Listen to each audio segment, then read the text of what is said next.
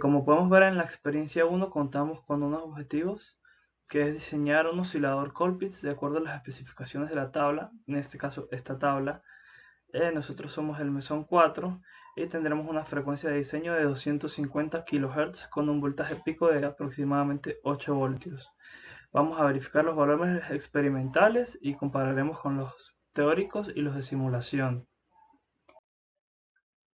Lo primero que tenemos acá es el diseño de una etapa emisor común con una R colector, R emisor y dos resistencias 1, 2. Vamos a utilizar una fuente de 25 voltios y vamos a diseñar con una corriente de 1 mA. Si asumimos un beta diseño igual a 100, entonces la I sub beta va a ser, I sub B va a ser igual a 10 micro. I sub B pasaría por acá, por este lado. Y la I sub C, que es prácticamente la misma I sub E, pasaría por acá, por acá. Tendríamos 1 mA. ¿Sí? En base a eso vamos a definir RE, que sería igual a un K para que por allí pase un miliampere, y un voltaje en la base o en el nodo base, que sería este de 1.7 voltios. 0.7 por la caída acá del transistor y 1 por la caída de la resistencia de un K con 1 miliampere. ¿Sí? Para eso se usó el método aproximado para el diseño y usamos que I sub R1, que es la corriente que pasa por acá, es aproximadamente 20 veces mayor a I sub B. Entonces de esta manera obtenemos que I sub R1 es igual a aproximado a 200 microamperes. De esta manera definimos acá lo que sería R2, acá tendríamos 1.7 voltios, acá 0. Sería R2 igual a 1.7 entre 200 micros a 8.5 K. Y de igual manera, R1 lo definimos 25 menos 1.7, todo eso partido entre 200 micros, que es la corriente, tendríamos 116.5 K.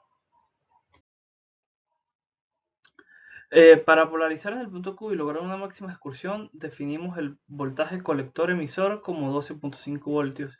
Y entonces la RC la calcularíamos de la siguiente manera: 25 voltios de la fuente menos 12.5 voltios de la caída en el colector emisor y 1 voltio de la caída en la resistencia del emisor serían 13.5. Todo eso partido entre 1 mA y obtendríamos una resistencia RC de 11.5 K. Para el cálculo de la frecuencia, trabajamos con la fórmula de frecuencia, que es frecuencia es igual a 1 partido entre 2pi por la raíz de la bobina por el capacitor equivalente. En este caso, tenemos dos capacitores, ¿sí? Y una bobina. Para este diseño asumimos una bobina de 1 milihenry.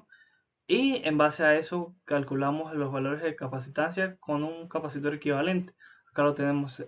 Como los capacitores están en serie, se calcula como si fueran resistencias en paralelo. Y acá tenemos la fórmula, que sería C1 por C2 partido entre todo eso, entre C1 más C2. De esta manera asumimos que C1 y C2 son iguales, y ahora en adelante las vamos a llamar C. Entonces C equivalente sería C al cuadrado partido entre 2C. C con el cuadrado se cancelan y queda C entre 2. Entonces de esta manera podríamos decir que la capacitancia equivalente es igual, dos veces la capacitancia equivalente es igual a la capacitancia que vamos a usar. Y para eso, metiendo todos esos cálculos en la frecuencia acá con 250 kHz, despejando en base a eso, nos da un valor de C igual a 810 microfaradios. Y de esta manera obtenemos los 250 kHz. Acá ya tenemos como tal el circuito funcionando, ¿sí?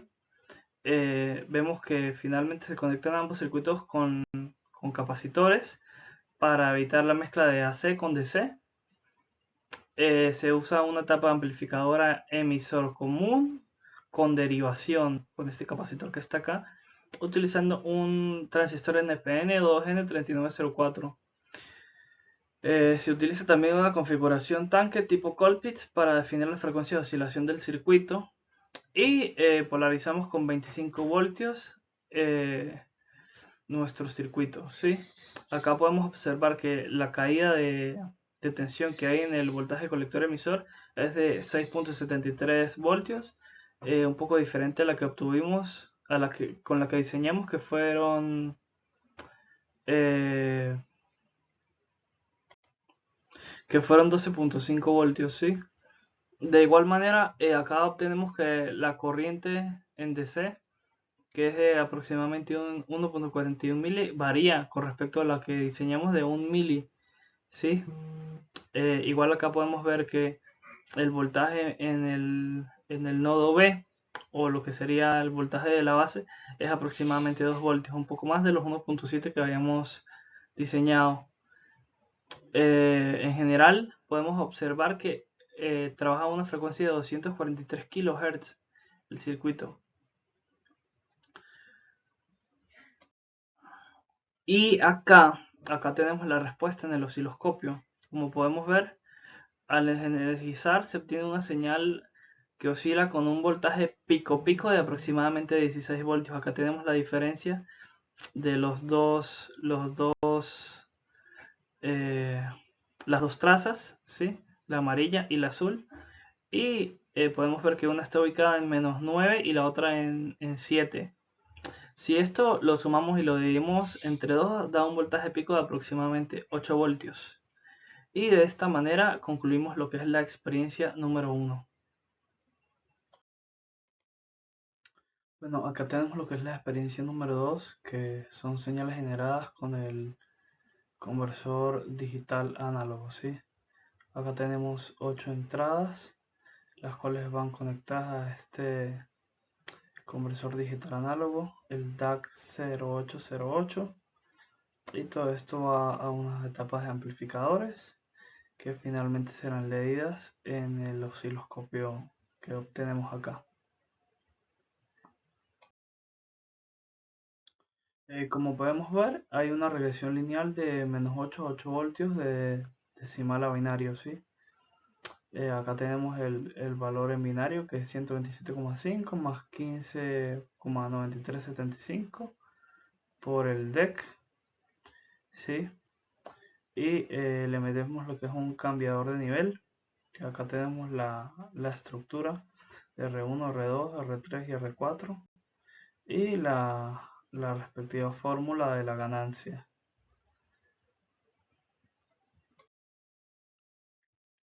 Acá tenemos lo que son directamente las experiencias con las diferentes señales de entrada para la señal senoidal.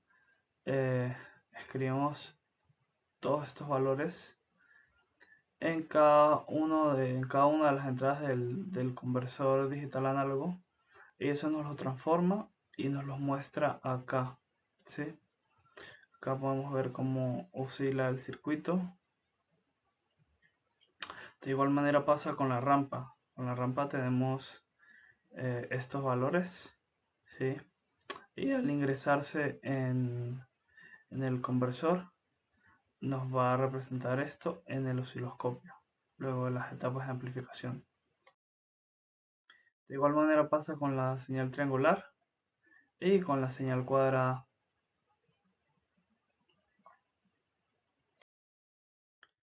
Finalmente acá podemos observar lo que es el circuito funcionando directamente en Proteus, ¿sí? Vemos la gráfica en el osciloscopio de la señal cuadrada. Vemos cómo cambian los valores en el DAC para la señal de entrada.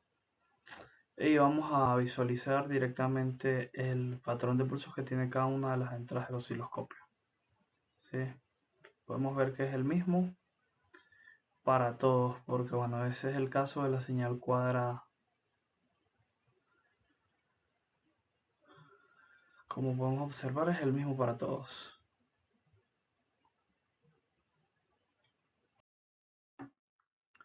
Muchas gracias por su atención. Espero cualquier sugerencia, duda, la consulten. Feliz día.